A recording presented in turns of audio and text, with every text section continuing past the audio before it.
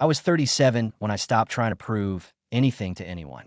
That's when I got the call from my sister's ex-husband, of all people, telling me the story that untangled a decade of pain in under a minute. I still remember where I was, sitting in the parking lot of the Kroger off Frederica Street, the engine running because I didn't trust the battery to start again. There was nothing special about the day. Sky the color of dishwater, some damp spring air, and the kind of stillness you only notice when someone knocks the wind out of you. He told me she made it all up, the rumors, the slander, the whole charade she pulled that got me kicked out of the house at 20. Said she was jealous, said she wanted the attention, said it like it was supposed to fix something. But the thing is, when your own father believes you're a drug addict and a prostitute because your half-sister said so, the damage isn't something a confession can clean up. That was the twist. That was the contradiction. Because by then, I had built something of my own, a new life with a woman who loved me without asking for proof of who I was. But it didn't mean I wasn't still carrying the weight of being discarded like a burnt offering at the altar of family pride. My father called after that, wanted to talk. Said he was sorry, but it felt like someone apologizing for a storm after the roof's already gone. I didn't need his apology.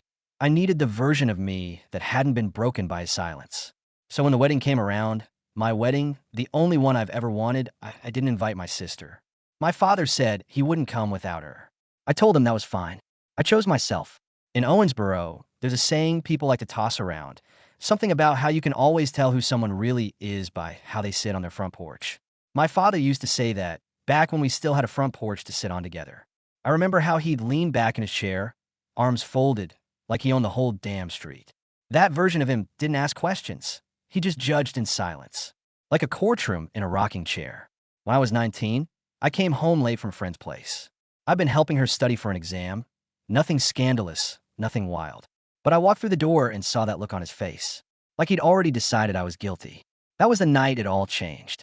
He told me I was no longer welcome. No questions, no warning, just a trash bag with my clothes and the cold click of the door behind me. My half-sister stood nearby, arms crossed like she'd won some petty game, eyes full of something bitter and smug. For years, I tried to rebuild myself. Waitressing, cleaning, whatever paid cash.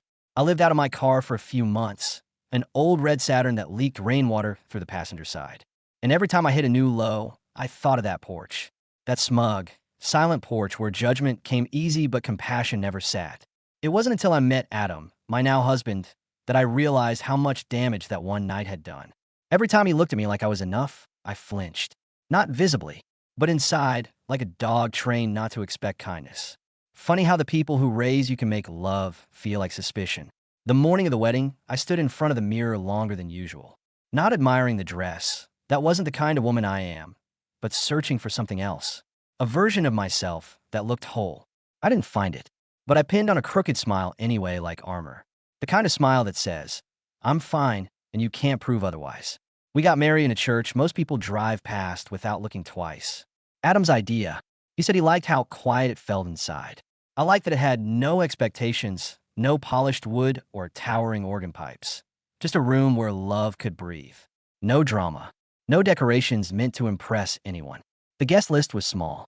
My mother sat in the third pew, dressed too plainly for the occasion, her hands folded tight in her lap like she was afraid to move. She called me 3 times the week before, asking if I was sure I didn't want to make things right with my sister. I told her the truth. There was nothing left to make right. You don't patch a hole that leads straight into the basement. You seal it. You move the furniture. You live around the absence. My father didn't show. True to his word, or his ultimatum, he stayed home. I imagine he sat on that same porch where he first looked through me instead of at me. Maybe he sipped his coffee. Maybe he didn't think about me at all. I used to think that kind of distance would kill me. Turns out it's survivable. It just leaves scar tissue in places no one sees. The ceremony itself was quiet, unremarkable to anyone but us. Adam held my hands like they were sacred, and maybe they were, not because of some divine glow, but because of what they'd survived. I remember looking into his face and thinking, this is what it means to be chosen. Not inherited, not tolerated, chosen. When we said our vows, I didn't cry. I didn't even tear up. But when I looked out at the guests, people I'd pulled into my life, not people who were assigned to me by birth, I felt something heavier than happiness. A kind of mourning. Not for what I lacked, but for the fact that I'd had to go through hell just to get here. That it took being erased from one family to find room in another. After the ceremony, we didn't have a big reception. Just some food in the community hall behind the church, a few old records playing through a scratch speaker. And yet it felt warmer than any holiday I'd ever had with my so-called family. No cold stares, no backhanded compliments, no one pretending they didn't see me, or worse, pretending I was someone I wasn't. That night, after the last guest left and Adam had gone to start the car, I lingered. The air smelled like wilted flowers and floor cleaner. I sat on one of the folding chairs and took a moment. Not to reflect, not to dream, just to breathe in the fact that I was finally allowed to feel full. Not for what I gave, not for what I endured, just for existing. I chose myself, and in that moment, it didn't feel selfish. It felt like survival. The Monday after the wedding, I woke up to silence. Not the peaceful kind, but the kind that hums around the edges of your thoughts like static. Adam was already at work, and I sat at the kitchen table with my coffee going cold, wondering what it meant to have survived something nobody else acknowledged had happened. That's the strangest part about emotional fallout. It doesn't leave visible debris. No bruises, no broken windows, just the soft echo of what should have been said years ago and never was. There was a voicemail from my father waiting on my phone. I didn't listen to it. I didn't delete it either. I just let it sit there like a splinter I wasn't ready to pull out. The subject line in the transcript preview said, "I thought about you yesterday." Not, "I'm sorry I wasn't there." Not, "I was wrong." Just that. A thought. Like I was some passing cloud that briefly covered his sun. I wanted to scream, but I didn't. I just made toast, cleaned the countertop twice, and folded laundry that wasn't dirty. That's what we do, isn't it? When grief has no name, we keep our hands busy. That evening, Adam came home and found me reorganizing the spice rack alphabetically. He didn't say anything about it, just kissed the top of my head and offered to make dinner. I nodded, but in my chest, I could feel the ache of old echoes, the need to be useful to be allowed to stay. Even now, even here, I asked him, while we ate, if he thought people ever really see who we are. Not who we pretend to be, not who we perform as, but who we actually are when no one's watching. He looked at me like he already knew the question was bigger than the answer. Said, "Maybe the people who matter do." That's all he said, and that was enough. Later that night, I opened a drawer in the bedroom and pulled out a shoebox I hadn't touched in years. Inside were the things I used to think I needed to hold on to: a worn photo of me and my father at the county fair, a necklace my sister had given me when we still shared secrets, not weapons, a postcard from my mother, sent during a retreat she couldn't afford, saying she missed me and wished things were easier. That one made my throat tighten. I put the photo back. I kept the postcard. I threw the necklace away. It wasn't a dramatic act. No symbolism. Just a quiet decision that I didn't need to carry the weight of someone else's story anymore. I had my own, and for the first time in a long time, it felt like enough. Not perfect, not tied with a bow, but mine. 3 weeks after the wedding, a card arrived in the mail. No return address, just my name written in my father's careful, square handwriting.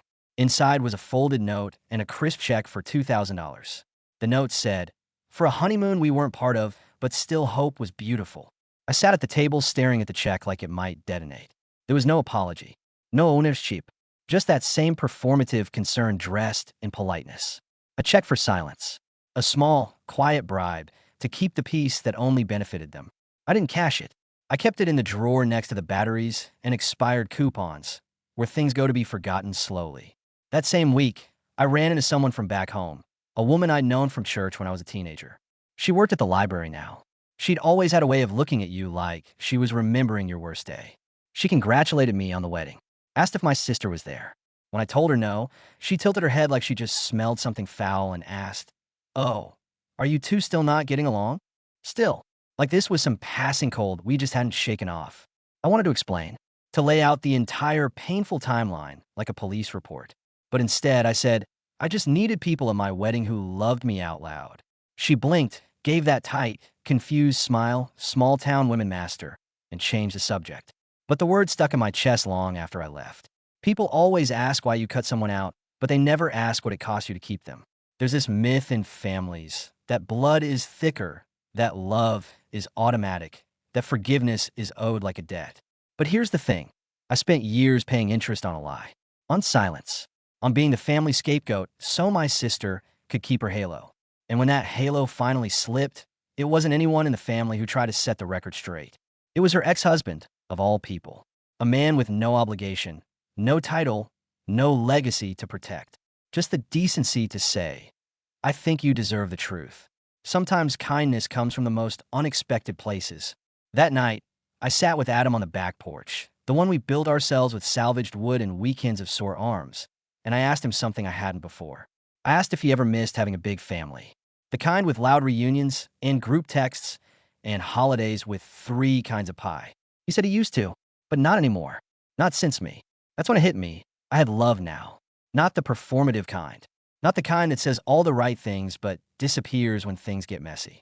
I had real, inconvenient, unconditional love. And that's a kind of wealth I never thought I'd earn. The check in the drawer stayed where it was. I wasn't for sale. About a month after the wedding, I ran into my mother at the farmer's market, of all places. She was standing by a stall with peaches, turning each one over in her hands like she was searching for flaws. When she saw me, her face did that thing it always did when she was caught between love and discomfort. Soft smile, eyes that didn't quite meet mine. She asked how I was.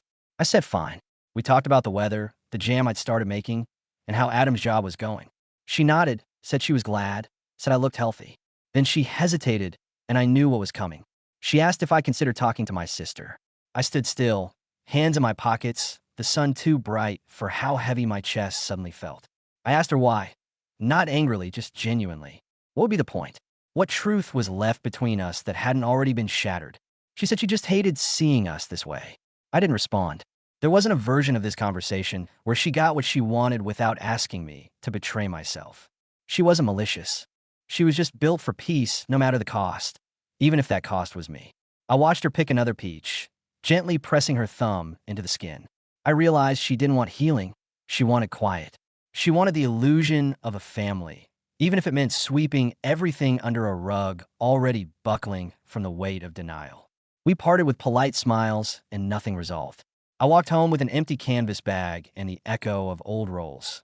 The daughter who gave in, the sister who forgave, the girl who disappeared to keep everyone else whole. But I wasn't her anymore. That night, I sat at our tiny kitchen table with Adam and said out loud, for the first time, what I'd always swallowed: I don't miss them. I miss the idea of them. I miss the version of my family I pretended I had. He didn't say much, just reached over and took my hand, thumb brushing over my knuckles like punctuation. Like, I hear you. I get it. You're not alone. The thing no one tells you about family estrangement is how lonely the in-between can feel. Not the rupture itself. That comes with clarity, even relief. But the quiet after. The birthdays where the phone stays silent. The holidays where you don't know if sending a card would feel kind or cruel. The empty chair you leave open anyway, just in case Grace decides to stop by unannounced. There's a kind of grief that feels less like pain and more like dead air. Like a station you keep flipping to, hoping for music, but all you get is static. That's what it felt like when the lawyer called. Not for anything dramatic. No lawsuit. No scandal. Just a quiet message that my father had updated his will again. Apparently, he'd made changes after the wedding. Removed my sister as executor. Named me instead. I stared at the email, reread the words, and felt nothing. Not satisfaction. Not anger. Just that same dead air humming in my ears. Adam read the email over my shoulder and asked if I was okay. I told him I didn't know. Because what do you do with a gift that feels like an apology too late? I didn't call my father. Didn't respond to the lawyer right away. Just let it sit. Let the truth of it float there. My father hadn't changed his mind out of love. He'd changed it out of consequence. She'd finally disappointed him. And now, suddenly, I was trustworthy again. But inheritance isn't about money. Not really. It's about recognition. It's about being seen. And I had gone too long being invisible to pretend this was healing. Later that week, I got a message from an old friend from school, someone who'd been there the night I was kicked out. Back then, she'd offered to let me stay with her, but I'd said no, too proud to admit I had nowhere else to go. She wrote, I heard about the will. Funny how things circle back. I wrote back. Sometimes they circle back. Sometimes they just drift until they don't matter anymore. Because that's what was happening, wasn't it? The past wasn't fixing itself. It was just losing weight. Like an old coat that doesn't fit anymore. Heavy, familiar, but no longer mine to wear. I met with the lawyer 2 weeks later. Signed the forms. Nodded when necessary. Didn't ask questions. Didn't request details about what would happen to the house, the land, the bank accounts. Not because I didn't care, but because I refused to let it mean more than it did. It wasn't redemption. It was paperwork. Still, I kept thinking about that first night. I slept in my car, windows cracked just enough to let the July heat in, holding onto a pillow that smelled like home. Even his home had kicked me out. And now here I was, being handed the keys to a kingdom I'd been exiled from for half my life. I didn't know if I'd ever use them, but I took them, because sometimes survival means taking back what you were once denied, not to keep it, but to prove you could. A few months after the will was settled, a thick envelope arrived in our mailbox. Inside were the deed papers to the house. The one I grew up in. The one I was thrown out of. The house on Hollow Bend Road. White siding, sagging porch, that crooked maple tree that never quite turned the right color in fall. I held the papers like they might burn my hands. Adam asked if I wanted to go see it. I said no. Then, 2 days later, I changed my mind. We drove out on a Sunday afternoon, the kind of Kentucky day where the humidity wraps around you like something personal. The road looked the same, too narrow, still patched in the same places. Familiar enough to make my chest tighten. When we pulled up, the house looked smaller than I remembered, like time had taken the wind out of it. The porch rail was chipped, the paint curling like sunburn. The yard was overgrown, and someone had left a plastic kiddie pool tipped sideways against the steps. I stood there, not going up, just watching it. Watching that place that had shaped me in ways I couldn't explain. Not to Adam, not to myself. That house held my ghost. Not the spooky kind, the emotional kind. The girl who had knocked on that door, hoping for forgiveness. The one who'd driven by twice a year, just to see if the porch light was on. The version of me who wanted so badly to be let back in. But standing there, I realized something that knocked the breath out of me. I didn't want back in anymore.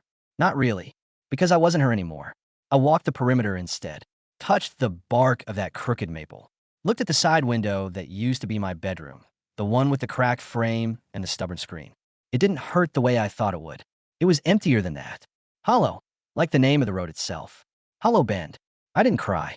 I thought I might, but no tears came. Just a strange sort of thankfulness. Not for what happened, but for what it taught me. How to build a spine.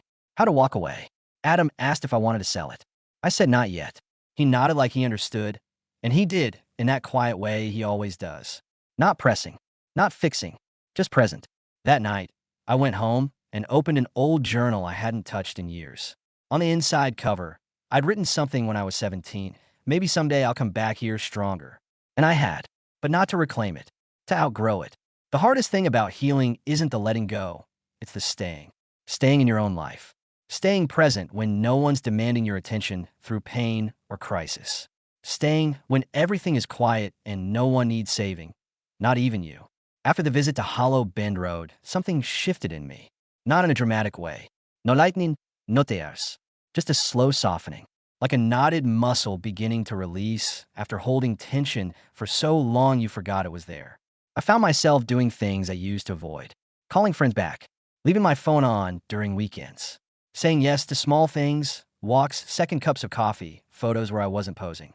Joy wasn't some grand arrival. It was just showing up, over and over, like planting a garden in a yard you never thought you'd own. One evening, Adam and I sat outside on the porch we'd built, the one that didn't judge or exile.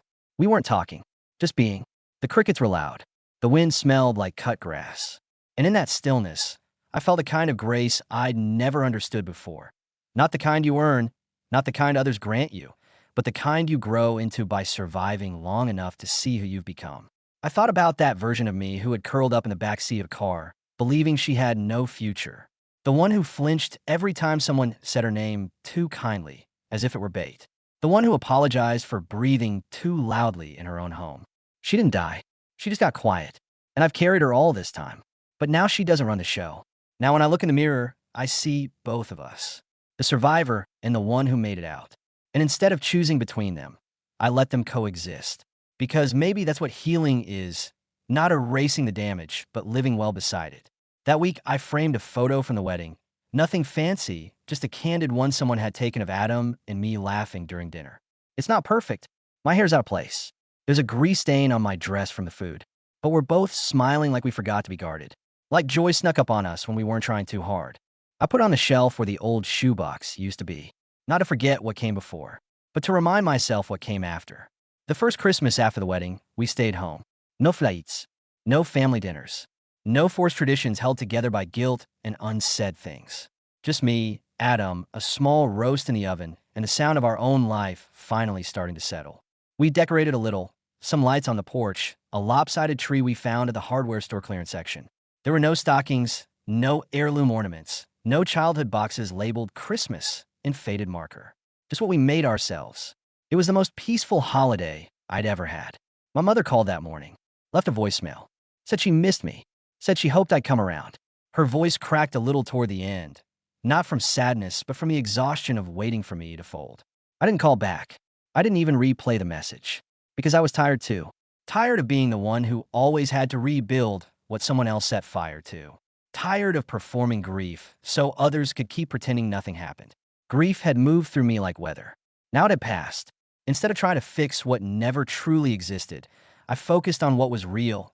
Adam's hand brushing mine while we watched an old movie, the way the dog snored like an old man on the couch, the silence that didn't ache anymore. In the afternoon, we walked to the park a few blocks away. Bare trees, soft mud, kids throwing snowballs that barely stuck. We sat on a bench, sipping coffee from thermoses, and I told Adam I wasn't sad. Not this year. Not even a little. And it was true. Not because I'd forgotten the past, but because I've finally stopped asking it to be anything other than what it was. I used to believe closure came in conversations, in dramatic reconciliations, in apologies said with just the right amount of remorse. But that's a fantasy. Closure doesn't need permission. It happens quietly in the moments when you stop reaching toward the people who let go first. We walked home in that kind of cold that feels clean, not cruel. And when we got back, there was a small package on the porch. No return label. Inside was a glass ornament, hand-painted silver and blue, and a note that said only for the tree. I don't know who sent it. Maybe it was my mother. Maybe not. I didn't ask. I hung it anyway. Spring came slowly that year. The kind of slow where you don't notice the thaw until the ground is soft enough to leave footprints. And that's how I felt too. Like I've been frozen so long, I forgot what it was like to leave a mark. Adam and I spent weekends replanting the backyard. Nothing fancy, just tomatoes, some herbs, a few wildflowers that never bloomed exactly how I imagined, but stubbornly bloomed anyway. It became a kind of ritual, digging, pruning, wiping dirt from our palms like we were erasing something gently. One afternoon, I found myself alone, kneeling in the soil with the sun warming the back of my neck, and it hit me. No one was watching. No one was grading my worth. No one was deciding whether I had redeemed myself enough to be loved. I was just here, and that was enough. My sister never reached out. My father sent one more letter, a short one, said he was proud of me, that he wished things had been different, that maybe one day we'd sit on that porch again and talk. I folded it neatly and placed it in a box with the deed papers and the old photo from the fair. Not because I was saving it, but because even unfinished stories deserve a shelf. I didn't respond. I wasn't angry. I just didn't need to be seen by him anymore to feel real. That summer, Adam and I took a road trip.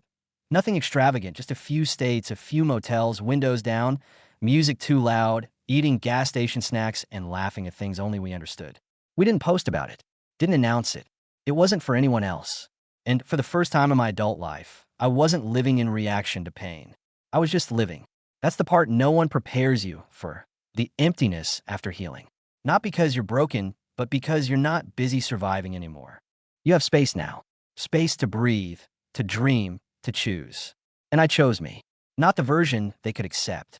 Not the one who begged for scraps of affection. Just me. There's a freedom in not being needed by the people who once defined you. It doesn't look like revenge. It doesn't even look like triumph. It just looks like a morning where you wake up, stretch, make your coffee, and feel no sting in your chest when the phone stays silent. And in that silence, something beautiful begins.